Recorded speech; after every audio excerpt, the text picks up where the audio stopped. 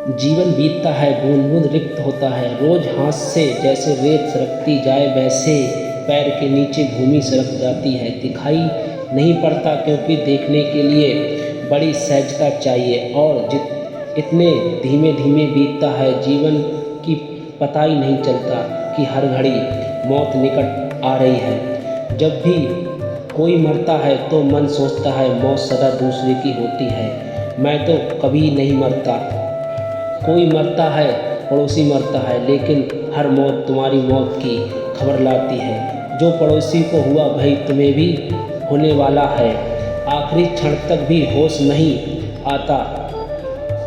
बेहोशी में अपने ही हाथ से आदमी अपने को समाप्त कर लेता है। और जो भी तुम कह रहे हो उसका कोई आंतरिक मूल्य नहीं है। कितना ही धन कमाओ, कितने ही पद प्रतिष्ठा मिले, मौत सभी तुम साफ कर देती है। मौत सब मिटा देती है। तुम्हारे बनाए सब घर ताश के पत्तों के घर से धोते हैं और तुम्हारे द्वारा तैराई गई सभी नावें कागज की नावें से धोती हैं। सब डूब जाता है। जिसने यह होश आना शुरू हो गया कि मौत है, उसी के जीवन में धर्म की किरण उतरती है। मौत का स्मरण धर्म की प्राथमिक भूमिका है। अगर मृत्यु न होती तो संसार में धर्म न होता। मृत्यु के इसलिए धर्म की संभावना है। और जब तक मृत्यु को झुठलाओगे तब तक तुम्हारे जीवन में धर्म की किरण न उतरेगी। मृत्यु को ठीक से समझो, क्योंकि उसके आधार पर ही जीवन में क्रांति होगी। तुम्हें अगर पता चल जाए कि आज सांझ ही मर जाना है तो तुम क्या सोचते हो? तुम्हारे दिन का व्यवहार वही रहेगा जो इस पता न चलने पर रहता है। क्या तुम उसी भांति दुकान जाओगे, उसी भांति ग्राहकों का शोषण करोगे? क्या उसी भांति व्यवहार करोगे जैसा कल किया था? क्या पैसे पर तुम्हारी पकड़ वैसी ही रहेगी जैसे एक क्षण पहले तक थी? क्या भयमन वासना उठेगी, काम जाएगा, सुंदर स्त्रियां आकर्षित करेंगी, राह से गुजरती कार मोहित करेगी, किसी का भवन देखकर ईर्ष्या होगी? नहीं, सब बदल जाएगा। अगर मौत का पता चल जाए कि आज सांझ हो जाने वाली है, तुम्हारे जीवन का सारा अर्थ, तुम्हारे जीवन का सारा प्रयोजन, तुम्हारे जीवन का सारा ढंग और शैली बदल जाएगी। मौत जरा सी भी स्मरण तुम्हें भय ना करने देगी जो तुम हो। और तुम जो हो बिल्कुल गलत हो, क्योंकि सिवाय दुख के और तुम्हारे होने से कुछ भी फल नहीं आता। फल लगते हैं निश्चित, केवल दुख के लगते हैं। फल लगते हैं निश्चित, तुम्हारी आशाओं के अनुकूल नहीं, तुम्हारे के अनुसार फल लगते हैं। तुम्हारी आशाओं के विपरीत, तुम्हारे सपनों के बिल्कुल उल्टे। जीवन के अंत में सिर्फ राख छूट जाती है हाथ में, और एक विषाद और एक गहन पीड़ा की एक और अवसर खो गया। इसलिए जो मरते वक्त लोग इतने दुखी और इतने पीड़ित होते हैं।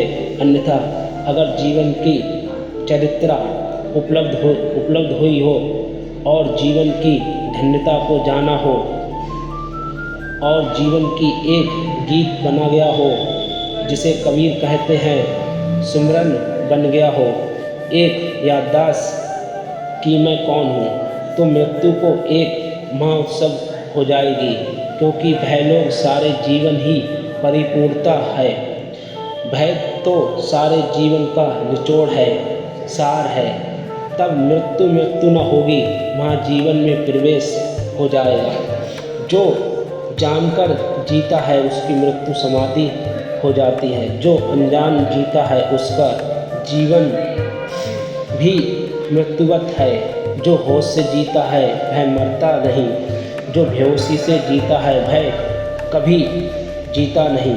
उसका जीवन एक प्रवचना है और स्वगतता जिसके बीच तुम पैदा हुए हो, वे ऐसे ही मुर्दे हैं और उनके पीछे ही तुम चल रहे हो। कबीर कहते हैं लागा जाई था लोक वेद के साथी, लोगों के पीछे चलता जा रहा था। जहाँ लोग जा रहे थे वहीं मैं चला जा रहा था, उनका अनुसरण कर रहा था, इस बात को बिना सोचे कि वे उतने ही अंधे हैं जितना कि मैं, बिना यह सोचे कि इस सारी भीड़ में क्या अंत होता है। आदमी भीड़ के साथ चलता है बड़े गहरे कारण, वे समझ लेने जरूरी है। समाज व्यक्ति का शत्रु है। समाज तुम्हें भेड़ों की भांति चलाता है, व्यक्तियों की भांति नहीं, क्योंकि व्यक्ति के साथ भय बगावत का स्वर शुरू हो जाता है। व्यक्ति के साथ भय होश, और जैसे ही होश की पहली किरण उतरती कि वह व्यक्ति अपने मार्ग को खोजने में लग जाता है। फिर वह भीड़ के पीछे नहीं चलता। इतना ही सुंदर राजपथ हो, कितना ही साफ सुथरा हो,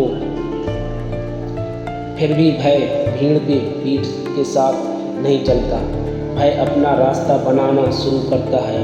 होश जैसे ही आया कि तुम समाज से टूट जाते हो, तुम पहली दफ़ा स्वयं होते हो, और स्वयं होने में बगावत है, विरोध है, क्रांति है। इसलिए कोई समाज बर्दाश्त नहीं करता व्यक्ति को जन्म के पहले क्षण से लेकर मृत्यु की आखिरी घड़ी तक समाज व्यक्ति को कष्ट करने की कोशिश करता है, दबाता है, हर तरह से तुम्हें तोड़ता है। तुम कहीं आत्मवान न हो जाओ, क्योंकि तुम अगर आत्मवान हुए तो समाज का नियंत्रण तुम पर न हो सकेगा। तुम जब तक किसी को आत्मवान व्यक्ति का समाज नियंत्रण नहीं कर सका, सिर्फ मुर्दों को काबू में रख सकता है। जिंदा व्यक्ति एक आग है, उसे हाथ में बांधकर रखना आसान नहीं, उसके ऊपर कोई संबंध नहीं हो सकते। तुम जिंदा व्यक्ति को कारागृह में डाल सकते हो, लेकिन कैदी को नहीं बना सकते। तुम जंजीरें पहना सकते हो, लेकिन तुम उसकी स्वतंत्रता नहीं छीन सकते। उसकी स्वतंत्रता आंतरिक है, होश की स्वतंत्रता है। इसलिए सभी समाज बिना किसी अपवाद के, चाहे वे पूंजीवादी हो, चाहे वो समाजवादी हो, चाहे वो सामान्यवादी हो, सभी समाज व्यक्ति के दुश्मन हैं। और समाज में होने वाली कोई भी क्रांति वास्तविक क्रांति नहीं, धोखा है। चाहे फ्रांस में हो, चाहे रूस में हो, चाहे चीन में हो, सभी क्रांतियाँ धोखे हैं, क्योंकि क्रांति कुछ भी करती नहीं। समाज एक ढांचे को दूसरे ढांचे से बदल देती है। एक गुलामी ही जगह दूसरी गुलामी आ जाती है। भय स्वायत्तता दूसरी गुलामी पहली गुलामी से अक्सर ज़्यादा ताकतवर सिद्ध होती है, क्योंकि वह नई होती है। पुरानी गुलामी जरा जीर्ण हो गई होती है, उसमें से छेद होते हैं, निकलने के बाहर उसकी दीवारें गिर गई होती हैं, उसके द्वार दरवाजे कमज़ोर हो गए होते हैं, उसके पहरेदार शिथिल हो गए होते हैं। कारागृह का मालिक आवश्यक हो गया होता है कि सब ठीक चल रहा है, सो जाता है। नई गुलामी पुरानी गुलामी से हमेशा ज़्यादा मजबूत होती है, क्योंकि कारागृह नए बनते हैं, द्वार दरवाजे मजबूत होते हैं, और नए समाज की व्यवस्था जानती है कि जिस तरह हमने पुरानी व्यवस्था को तोड़ दिया, कोई दूसरी बगावत इस व्यवस्था को ना तोड़ दे। इसलिए नई व्यवस्था पुरानी से ज़्यादा कुशल होती है। जार के ज़माने में रूस में जितनी आज़ादी थी, उतनी स्टेलिन के ज़माने में ना रही, और चाग कोई सेब के साथ चीन में जितनी स्वतंत्रता थी, इतनी माओ के साथ ना रही। गर्दन और कस जाती है, क्योंकि क्रांति असली क्रांति से बचाव करने की व्यवस्था है। असली क्रांति सिर्फ एक है कि व्यक्ति समाज से मुक्त हो जाए। मुक्त होने का यह अर्थ नहीं है कि समाज में नियम है, कि रास्ते पर बीच में मत चलो, तो भय बीच में चलने लगे। भय तो मूर्खता होगी, मुक्ति ना होगी। मुक्ति हो जाने का अर्थ सच्चा नहीं है, क्योंकि जो भय समझा नहीं तो गुलामी ही उल्टी तस्वीर है। स्वतंत्रता ना तो और न गुलामी, भय दोनों के माध्यम में एक परम जागरण है। वैसा ही व्यक्ति समाज का दुश्मन नहीं होता, पर जैसा व्यक्ति समाज की छाया भी नहीं होता। जहाँ तक समाज की गौड़ व्यवस्था ना संबंध है, भय हमेशा राजी होता है, क्योंकि उसका कोई मूल्य ही नहीं।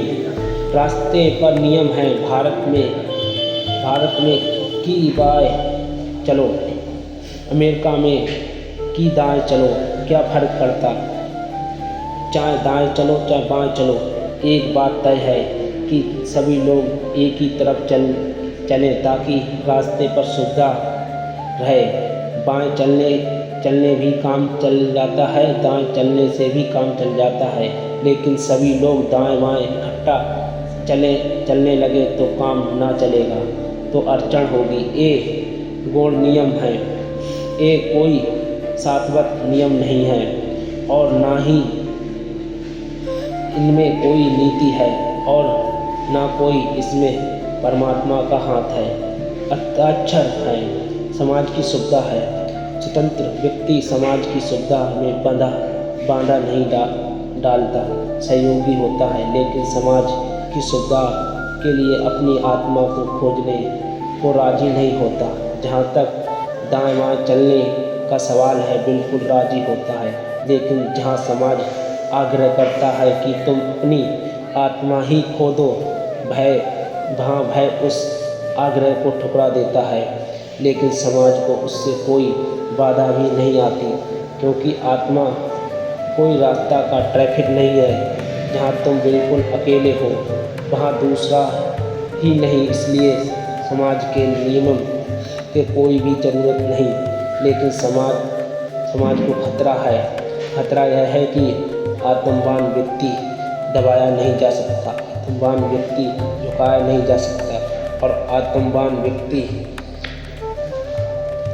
आक्रमण होता है, जो और भी बड़ा खतरा है। क्योंकि जैसे ही कोई व्यक्ति आत्मवान होता है, उसके आसपास हवा फैलने लगती है आत्मवत्ता की भावना की। दूसरे लोग भी आत्मवान होने लगते हैं, और अगर बहुत लोग रास्ते को छोड़कर अपने रास्ते और पगडंडियाँ खोजने लगे, तो भय जो राजपथ का बल है, भय टूट जाता है। समाज निर्बल हो जाता है, क्योंकि आत्मवान व्यक्ति मौलिक रूप से अराजक होता है।